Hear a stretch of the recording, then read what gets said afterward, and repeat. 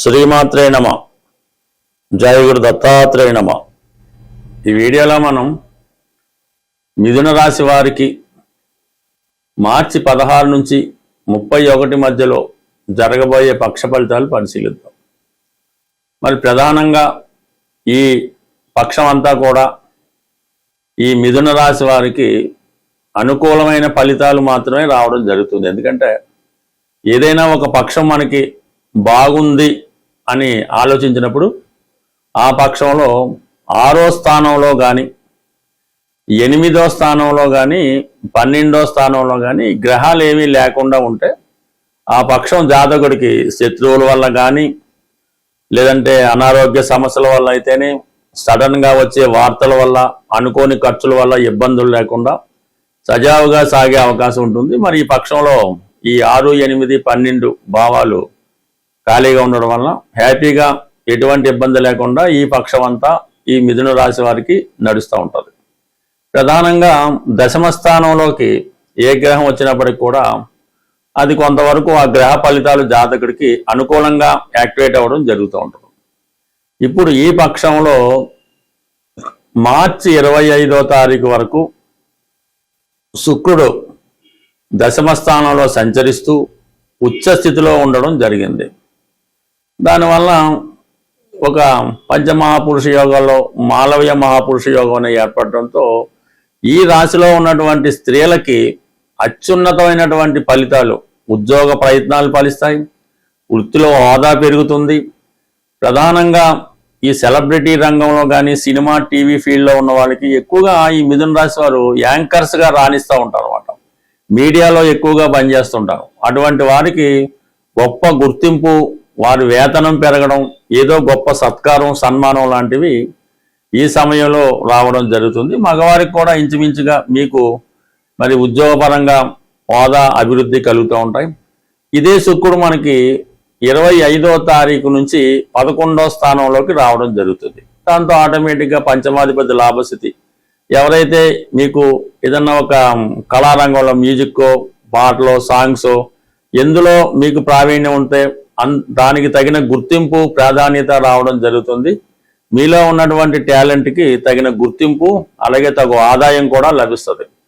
For the same time ఈ పంచమాధిపతిగా శుక్రుడు లాభస్థానంలోకి రావడం వల్ల ప్రేమ విషయాలు ఫలిస్తాయి.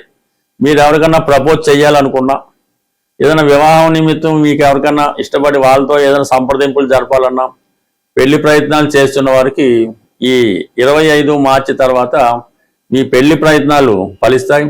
స్త్రీలతో పరిచయం కలుగుతుంది. అలాగే మీరు పరిచయం పెంచుకోవడం కూడా ఈ సమయంలో జరుగుతూ ఉంటుంది. అలాగే ఆత్మీయుల్ని కలుసుకునే ప్రయత్నంలో శుక్రుడు 11వ స్థానంలో ఉంటే మీ మనస్సుకి సంతృప్తి కలిగించే ఫలితాలు వస్తాయి. మనసు ఆనందింపజేసే విధంగా సంతోషంగా ఉండడం జరుగుతూ ఉంటుంది. ఈ యాజిటీగా రవి ఇదే వారంలో మరి ఈ పక్షంలో దశమస్థాన ప్రవేశంతో తృతీయాధిపతిగా దశమస్థాన సంచారం వల్ల ఉద్యోగంలో మార్పు సడన్గా వచ్చే అవకాశం ఉంది.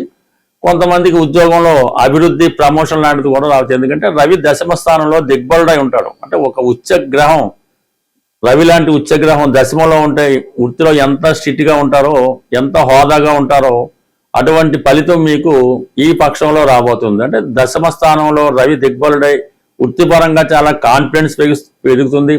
అధికార హోదా లభించే అవకాశం ఉంది. శనితో కలిసి ఉన్నప్పటికీ కూడా మీకు ఏదైనా ప్రభుత్వ ఉద్యోగ అవకాశం ఉన్నా, ప్రభుత్వ పదవి లాంటిది రావాల్సి ఉన్నా, ఒక రాజకీయ పదవి రావాల్సి ఉన్నా, మీ పెద్దవారి ద్వారా వారసత్వంగా మీకైనా పదవి రావాల్సి ఉంటే అది ఈ సమయంలో వచ్చే అవకాశం ఉంటుంది. మొత్తం మీద వృత్తిలో అభివృద్ధి, ప్రమోషను, టెంపరీ అభివృద్ధి ఉండే అవకాశం ఉంది మరి ఈ రవి శనిల కలయిక వల్ల. దాని తర్వాత భాగ్యస్థానంలో కుజ, బుధ, రాహుగ్రహం. ప్రధానంగా బుధుడు మరి ఈ నెల 22వ తారీఖు వరకు భాగ్యస్థానంలో బుధుడు వక్రగమనంలో ఉండడం వల్ల విద్యార్థులు ఎంత కష్టపడి చదివినప్పుడు కూడా సమయానికి అవి గుర్తురాక ఇబ్బంది పడడం జరుగుతుంటుంది. కొన్ని అవకాశాలు, ఒక ఇల్లు కొనే అవకాశం కానీ, ఎగ్జామ్స్ రాసే అవకాశం కానీ, ఏదన్నా కొన్ని పరిస్థితులు దగ్గరగా వచ్చి మిస్ అవ్వడం జరుగుతూ ఉంటుంది. మీరు కూడా సరైన నిర్ణయం తీసుకోలేకపోతుంటారు. ఎందులో ప్రాక్టీస్ చేద్దాం, ఏది చదువుకుందాం, లేదంటే ఏ వ్యాపారం చేద్దాం, ఈ సతమతం అవుతూ కాలాన్ని గడపడం జరుగుతూ ఉంటుంది. మరి అదే బుధుడు ఈ నెల 22వ తారీఖున రుజుమార్గంలోకి రావడంతో మీరు ఒక ఖచ్చితమైన నిర్ణయాన్ని తీసుకోవడం జరుగుతుంది. అలాగే దూర ప్రాంత ప్రయాణానికి కావాల్సినటువంటి ప్రయత్నాలు ఈ సమయంలో స్టార్ట్ చేయడం వల్ల అవి నెమ్మదిగా మీకు మంచి ఫలితాన్ని ఇవ్వడం జరుగుతూ ఉంటుంది. అంటే ఓవరాల్గా మరి ఈ మిథున రాశి వారికి ఈ పక్షంలో గ్రహాలు అనుకూలిస్తున్నాయి. రాశి యందు ఉన్నటువంటి గురువు కూడా మిమ్మల్ని మంచి మార్గంలో నడిపించి ఒక మంచి ఆరోగ్యవంతుడిగా, మంచి విద్యార్థిగా, మంచి ఉద్యోగిగా మార్చే అవకాశం ఉంటుంది. ప్రేక్షకులకు ఉగాది శుభాకాంక్షలతో పాటు మరి ఈ పక్షంలోనే ఉగాది వస్తుంది 19వ తారీఖున, అలాగే 27వ తారీఖున శ్రీరామనవమి ఉంది. అంటే ఉగాది కొత్త సంవత్సరం ప్రారంభం. అందువలన ఆ రోజు కంపల్సరీగా మీరు పంచాంగ శ్రవణం, అది టీవీలో చెప్పినా ఎక్కడ దేవాలయంలో జరుగుతున్నా కంపల్సరీగా మీరు ఈ ఉగాది పంచాంగ శ్రవణాన్ని వినవలసి ఉంటుంది. అంటే దానివల్ల ఏంటంటే మీకు ఈ పంచాంగంలో ఉన్నటువంటి విషయాలు అర్థమవుతాయి. ఆ గ్రహాలు యాక్టివేట్ అయ్యి మీకు అనుకూలంగా ఉండడం జరుగుతూ ఉంటుంది. అలాగే చాలా విషయాలు తిథి, వార, నక్షత్ర, యోగ కరణాలు తెలుసుకోవడం వల్ల అటు వివాహ సంబంధించిన విషయాలు, అలాగే ఉద్యోగానికి, ఆరోగ్యానికి ఇవన్నీ కూడా మీకు అనుకూలంగా మారడం జరుగుతూ ఉంటుంది. అలాగే ఏదైనా చిన్న చిన్న పరిహారాలు చెప్పినప్పుడు అవి చేసుకోవడం వల్ల మీరు అంటే ఈ గ్రహాలని, తిథుల్ని, వారాలని, నక్షత్రాలని ఎంత నమ్మకంతో మీరు పాటిస్తే అవి మీకు అంత బాగా పనిచేస్తాయి. ఉదాహరణకి ఏదో ఈరోజు ఆదివారం రోజు చాలా నియమంగా ఉండాలి, సూర్య నమస్కారం చేసుకోవాలి, దానివల్ల మనకి మంచి ఆరోగ్యం వస్తుందని నమ్మకంతో చేస్తే ఆ ఫలితం మీకు 100% వస్తుంది. అలాగే ఈరోజు ఏకాదశి, ఈ ఏకాదశి రోజు మనం నియమంగా ఉండాలి, ఆ నమ్మకంతో చేస్తేనే ఆ ఫలితం వస్తుంది. ఏదో పెద్దవాళ్ళు చేయమన్నారంటే రాదు. అంటే ఈ నమ్మకం అంతా మీకు ఈ పంచాంగం వినడం వల్ల రావడం జరుగుతూ ఉంటుంది. సో అలాగే మరి ఇదే పక్షంలో వస్తున్నటువంటి శ్రీరామనవమి, అదే రోజు కళ్యాణం జరుగుతూ ఉంటుంది.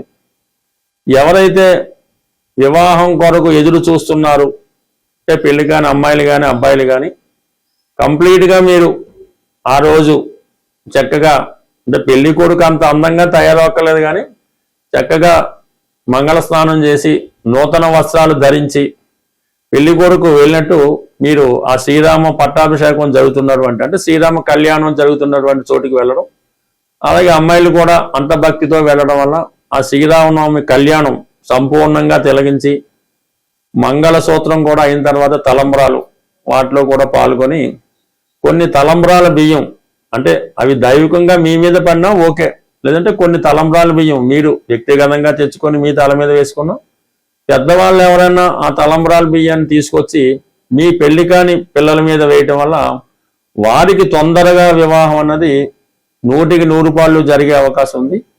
మరి అంత కళ్యాణం స్వయంగా పాల్గొలేని వారు భద్రాచలం సీతారాముల కళ్యాణం ప్రత్యక్ష ప్రసారం ఓపికగా కూర్చొని కంప్లీట్గా తిలకించి ఈ విధంగా మీరు ఆ అనుభవాన్ని పొందడం వల్ల, అంటే ఆ కళ్యాణం మీకే జరుగుతుంది అన్న విధంగా మీరు భావన చేసుకుంటే 100% మీకు ఆ శుభం జరిగే అవకాశం ఉంటుంది.